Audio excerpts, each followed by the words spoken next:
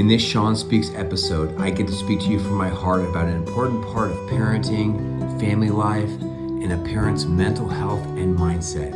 I want to help you thrive in how you speak to your kids and how you speak to yourself. Sean Speaks is a live teaching I did with a Zoom room filled with my VIP members. It's interactive, it's spontaneous, it's raw and unedited. If you'd like to go deeper with me, visit my website. Hey, I've got a special guest with me. My 7-year-old daughter, Kenzie, is here, and she's wearing a cute little tiara, and I was prepared to do my sharing here together with you all today, and she asked, hey, can I join you? And so we just impromptu came up with a way for her to incorporate her into our opening teaching together. I'm holding up a classic in children's literature right now. The book Corduroy is a classic. I don't know about you. I grew up in the 80s, and my parents used to read this book to me. I've read this to all 3 of my kids. It is so good. I hope you have that. I hope you've had that experience of maybe maybe your parents read you a special book, and then you had the opportunity of reading this to your kids. Here's another classic, and more of a modern classic in my hand. If you give a mouse a cookie. If you give a mouse a cookie, this one's become pretty popular in the last 10 years. If you don't got young kids, you may not know about this. Here's what I'd like for us to think about for a second. You know what? The brilliance of children's books and children's movies, they're never really about what they're about. Never. Now, us as the adults, we kind of know this. We know that if we go and we watch a movie like called Cars, on the surface, here's what it's about. It's about this young little hotshot red car named Lightning McQueen. And he's all about racing, and he wants to win first place, and he thinks he's the best. He doesn't think he has to work hard. But we know as adults that we're watching a Disney movie or reading a kid's book, it's never about what's about. So Kenzie, this little book Corduroy here, tell us, use the microphone here. What is this book about? This book is about a bear named Corduroy, lonely in a store, and a little girl found him, but her mom didn't let her buy it. Yeah, the little girl found him, and the mom wouldn't let him buy it. Why wouldn't mom let her buy the doll, buy this little teddy bear? Why not? Because she already bought a lot of stuff. Yeah, and also because, go ahead. And then he traveled the mall, and then police got him. Yeah, and the reason why one of the main reasons why is because little Corduroy was missing a button, and her mom was like, "Why would you want to buy a bear who's missing a button?" So he went on this adventure to go get this little button, and he ended up on the mattress section of the mall. And so, how about this? What would you say is this book? If you give a mouse a cookie about, what do you think it's about? If you give the mouse a cookie, it will want to go with it. So yeah, so what's the book about?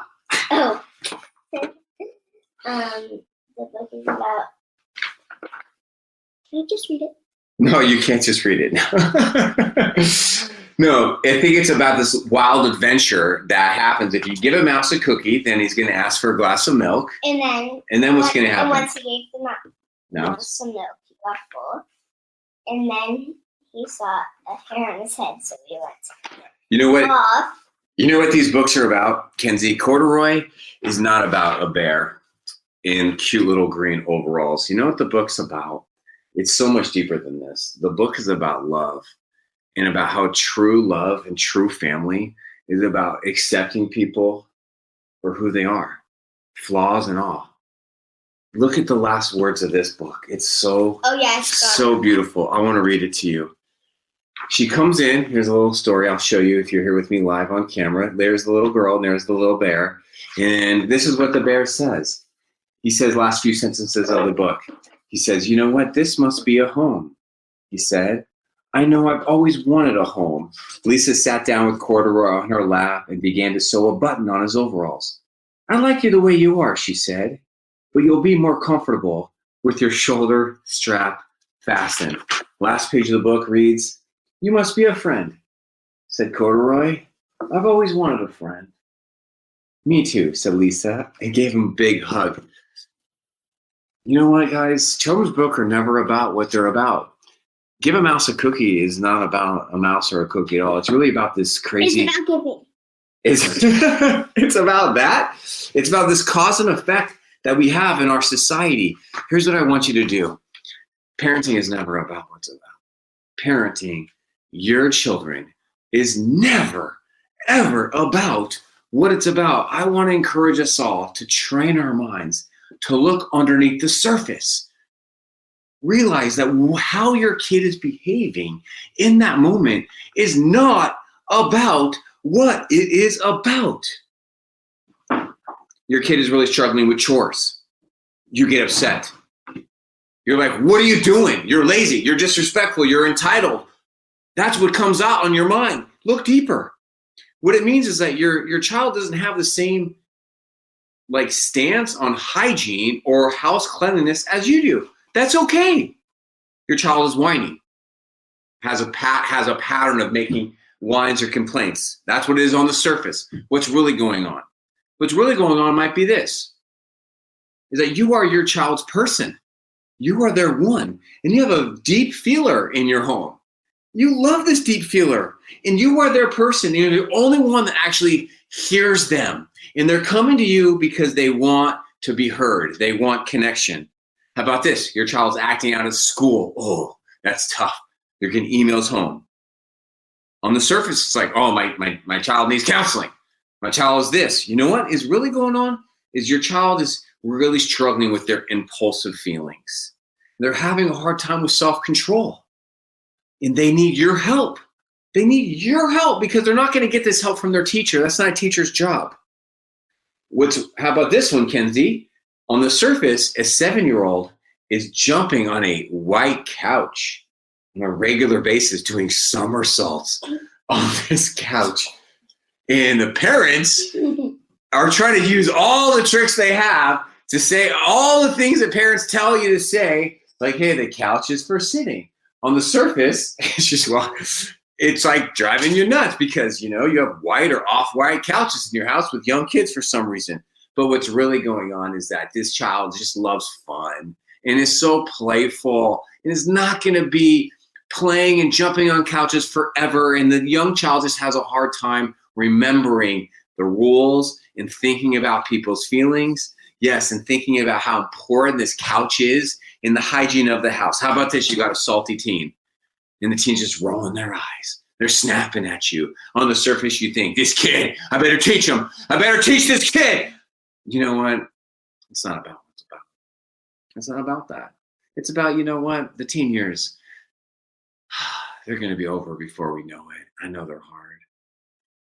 But this is it. The teen years is like, it's like the final few years of actual parenting. It's like your kid's going to get to that place, hopefully when they're 17, 18, 19, 20, and they're going to turn that corner and they're going to become much more pleasant to be around. So you're in the final stages. And so why take it personally? Why take that on? Instead, just realize that this child is a blessing. They are the teenage version of you in your home, or the anti-hero of you in your home. Let's go a little deeper. Your husband. Your husband is kind of snapping at you, yelling, short-tempered. On the surface, they're like, what the heck's wrong with this guy? This guy's got problems. This guy's a narcissist. Needs counseling. You know what? Maybe. But maybe not. It's never about what's about. Maybe your husband just needs some extra sensitivity from you, some extra gentleness, some extra hand-holding, some hugs. Needs some help diffusing when he comes home from work. Let's say your wife has been distant. You think, oh, you know what? Distance. She's this, she's that. She doesn't care about me. Maybe that's true. But you know what? It's never about what's about. Maybe your wife needs your sensitivity, needs you to help her to feel close, help you to feel loved, help her to not feel dismissed. It's never about what's about. And I think one of the things that I think has really helped me to grow in this whole thing called family and parenting is that. It's just training my mind to look around. When I see bad behavior that bother me, annoy me, that piss me off, instead of reacting, I just try to practice mindfulness. And I just try to say to myself, Sean, in conclusion, what I was just saying is, mindfulness. I want to be more like Corduroy. I want to slow down and I want to realize, what family's about. It's about love, and it's about accepting people for who they are and their flaws. And we want them to accept us for who they are. So, hey, I want to say a special thank you to my co-host for today's, Kenzie Steele Donahue, age 7. Kenzie, thanks for coming today. Did you have a good time? Thanks for sharing us about some of your favorite stories. Now, I'm going to excuse you now because I'm going to have my private time with my friends. Is that okay? It's never about what it's about. So, all right, now we're going to see me in action here. What was I going to do? So girl, thanks for coming. We didn't have a master plan about exit strategy here. So I'm going to excuse you and I'm going to get back to my friends here. Parents, thank you for letting me be a positive voice in your life. I love you and I love your family. If you're sick and tired of those same painful patterns in your parenting or the same painful bad behaviors in your kids, then what are you waiting for? Join me in my VIP membership. I'd love to speak with you and give you the specific tools that you need.